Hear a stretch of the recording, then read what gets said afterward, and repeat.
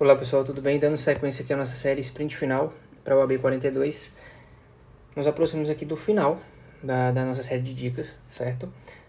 Estamos próximos à nossa prova. Esse vídeo está sendo gravado na sexta-feira, dia 29/11. A nossa prova vai ser no domingo, no dia 1º, então há 2 dias aqui da nossa prova, com dicas finais aqui mesmo, certo? Vamos falar hoje de um tema especificamente dentro do processo de trabalho, certo? Que são os embargos à execução. Então, dentro do contexto de processo trabalhista, a gente vai falar dos embargos à execução. Primeira coisa, gente, só para nós entendermos. Quando a gente pensa aqui no processo trabalhista, obviamente, que já precisa desse conhecimento prévio, vamos lá, a gente passa lá por todo o processo de conhecimento, tem lá o trânsito em julgado da decisão. Um exemplo. Geralmente, dentro do processo do trabalho, como são muitas verbas e às vezes muito tempo de contrato, geralmente a gente tem uma fase de liquidação, que é justamente para fazer o cálculo chegar ao valor correto, o valor devido corretamente. Então, geralmente a gente tem uma fase de liquidação, onde vai ser apresentado cálculos ou pelas próprias partes ou por peritos. As partes vão ter um prazo de 8 dias para apresentar impugnação à liquidação, certo? E depois dessa impugnação, o juiz vai julgar. O juiz vai julgar o que no caso? Vai homologar os cálculos. Homologou os cálculos, o que acontece? A partir daquele momento eu já tenho a sentença transitada em julgado e o valor liquidado. Então eu posso pensar na execução de fato daquele valor. E eu vou fazer o requerimento dessa execução. A partir do momento que eu faço o requerimento de execução do determinado valor, primeira coisa, o juiz vai intimar a parte, que após intimada vai ter o prazo de 48 horas. E ela pode fazer duas coisas. Pagar, certo? Fazer o pagamento. E aí, se ele fizer o pagamento, vai estar tudo certo, emite termo de liquidação e extingue a execução. Ou ele pode garantir o juízo, ou seja, eu não vou pagar porque eu não concordo com o valor, mas estou aqui garantindo esse valor específico para poder discutir algumas outras questões, certo? Se ele não fizer nenhum desses dois aqui, será determinada a penhora. Então, se ele nem pagar e nem garantir o juízo, determina-se a penhora de tantos bens quantos forem necessários para garantir a dívida principal, despesas e custas, certo? Mas vamos supor, ele pagou, vai extinguir a execução. Ele garantiu o juízo, ok? Ou ele não garantiu o juízo. Se ele não garantiu o juízo, a gente determina o quê? A penhora. Nesse contexto, quando a gente pensa nos embargos, é o seguinte, ó, depois de ou garantido o juízo,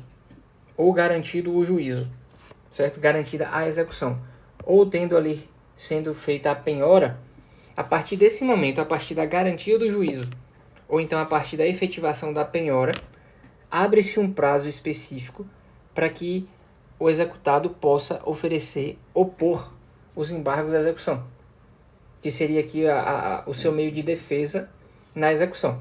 E é isso que nós vamos ver, é nesse contexto que a gente vai estudar aqui os embargos. Então, quando você pega aqui o artigo 884 da CLT, é o que ele diz, ó, garantida a execução ou penhorados os bens. Então, primeiro ponto, é necessária a garantia da execução ou a penhora dos bens. Aqui é um pouco diferente do CPC, por exemplo, porque no CPC, como regra, para opor embargos de execução, eu não preciso garantir o juízo, certo? Mas aqui, ó, a partir desse momento de ter sido garantida a execução ou penhorados os bens, então garantido o juízo de forma geral, o executado terá 5 dias para apresentar embargos, certo? 5 dias para apresentar embargos de execução, cabendo igual prazo ao exequente para a impugnação.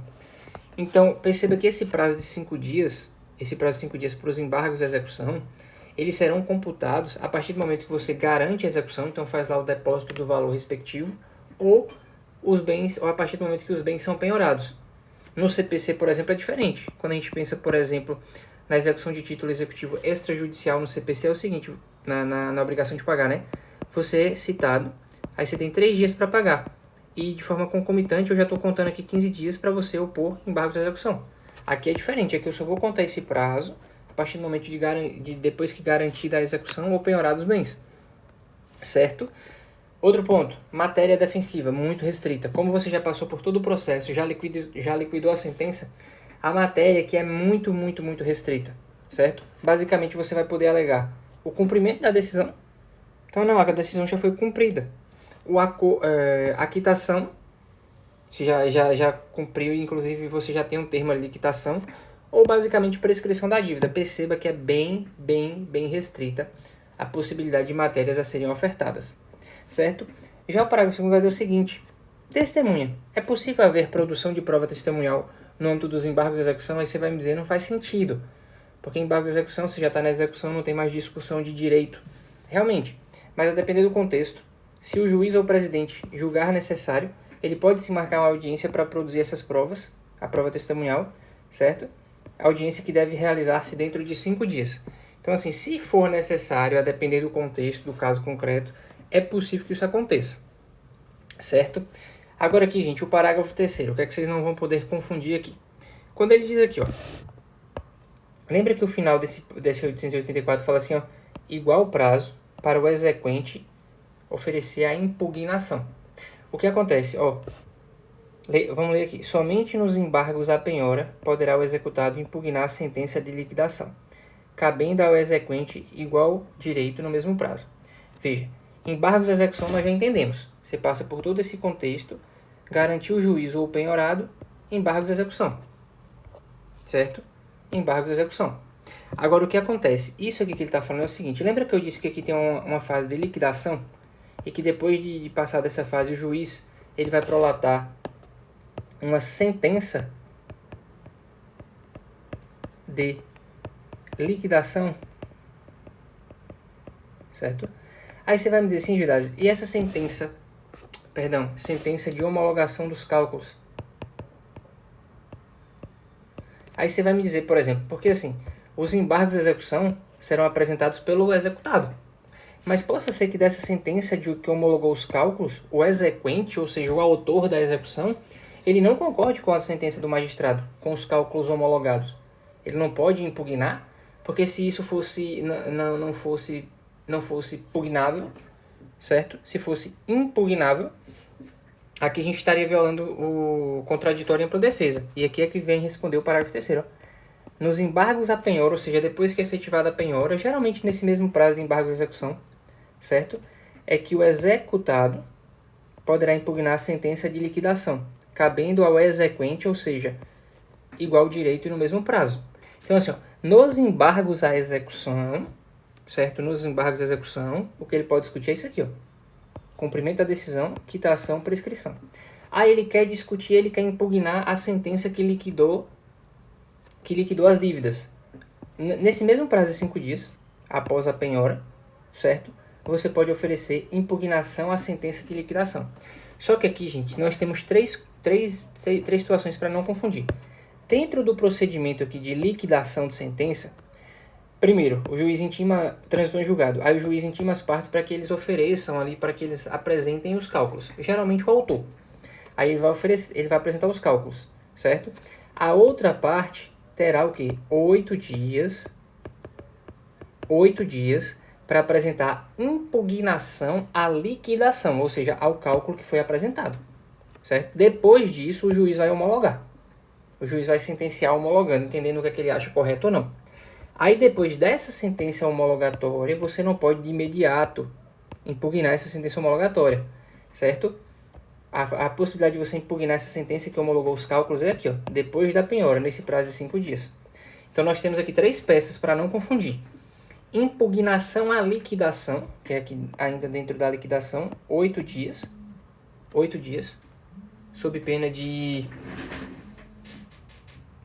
8 dias, gente, sob pena inclusive de preclusão, certo? 8 dias sob pena de preclusão, certo? Embargos à execução, que é um outro contexto, como nós já vimos aqui, e a impugnação à sentença de liquidação. Olha a diferença. Aqui você está impugnando a liquidação que foi apresentada. Os cálculos que foram apresentados, certo? 8 dias. Aqui, nesse parágrafo 3º, você já vai estar o quê? Impugnando a sentença homologatória dos cálculos. Por isso que fala aqui, a impugnação à sentença de liquidação. E o prazo aqui já vai ser aqui de 5 dias. Certo? Então, assim, ó, basicamente, diante desse contexto aqui, nós vamos fazer uma questão, só observação desse parágrafo 6º. Essa exigência de garantia ou penhora, tem que garantir a execução ou a penhora dos bens para poder oferecer embargos, não se aplica a entidades filantrópicas e ou aqueles que compõem ou compuseram a diretoria dessas instituições. Ou seja, aí, se for parte ali executada uma entidade filantrópica ou alguém que compõe ou já compôs a diretoria dessas instituições, certo? Não precisa garantir a execução ou penhorar os bens para poder oferecer embargos à execução. Isso também, gente, essa exigência não se aplica à fazenda pública. Por quê? Não há lógica de a fazenda pública ter que garantir o juízo ou ter bens penhorados, porque uma das características dos bens públicos é justamente a impenhorabilidade. Então nós não aplicamos aqui, certo? Só observação, não confundir essa questão aqui do parágrafo 6º com o artigo 899, parágrafo 10º, certo? Que vai trazer ali as pessoas isentas de depósito recursal. São coisas diferentes. Nesse contexto, passemos aqui a questão para fins de fixação. O município de Sete Lagoas foi condenado de forma subsidiária numa reclamação trabalhista envolvendo terceirização. Infrutífera a execução contra o prestador de serviço, a execução foi direcionada em desfavor do município, que quer ali trazer embargos à execução, questionando os cálculos. Vamos lá. Então, o município ele foi condenado de forma subsidiária. Logo, primeiro eu tento executar o devedor principal. Depois eu busco o município. Isso foi feito. Infrutífera a execução contra o prestador de serviços, a execução foi direcionada em desfavor do município, que quer aqui trazer ali embargos à execução, na forma que nós já vimos aqui na CLT, certo? No artigo 884. Nesse contexto, assinale a afirmativa correta. Letra A. Será obrigatório garantir o juízo, porque não há privilégio nesses trabalhos? Falso, acabamos de ver. Em regra, você precisa de fato garantir o juízo ou bens penhorados para poder oferecer esses embargos. Mas, quais foram as exceções que nós vimos? Se for filantrópica, certo? Ou fazenda pública. Fazenda pública. Não vai precisar, certo? É desnecessária a garantia do juízo diante da natureza jurídica do executado, exatamente, por ser um município. Ou seja, ser um ente público, fazer parte da fazenda pública. Certo? Aí aqui, ó, letra C. Para serem admitidos os embargos, o município deverá depositar metade. Não. Ele não precisa depositar nada. E letra D. O juízo precisa ser garantido com seguro fiança judicial para não abalar as finanças do ente público. Falso. Lembrando que seguro fiança judicial é uma outra forma de você fazer garantia do juízo, mas no caso do município a gente não aplica. Então lembrando, embargo de execução, 5 dias, certo? Precisa garantir o juízo ou ter os bens penhorados, mas tratando-se de entidade filantrópica ou da fazenda pública, a gente não tem essa exigência, ou seja, você pode oferecer embargos de execução mesmo sem ter feito a garantia do juízo. Certo, gente? Essa foi a nossa dica de hoje, artigo 884 da CLT, embargos de execução no processo trabalhista. Espero que tenha feito sentido para vocês. Peço que se inscrevam, ative o sininho de notificação e qualquer dúvida, estou à disposição. Um grande abraço. Tchau, tchau.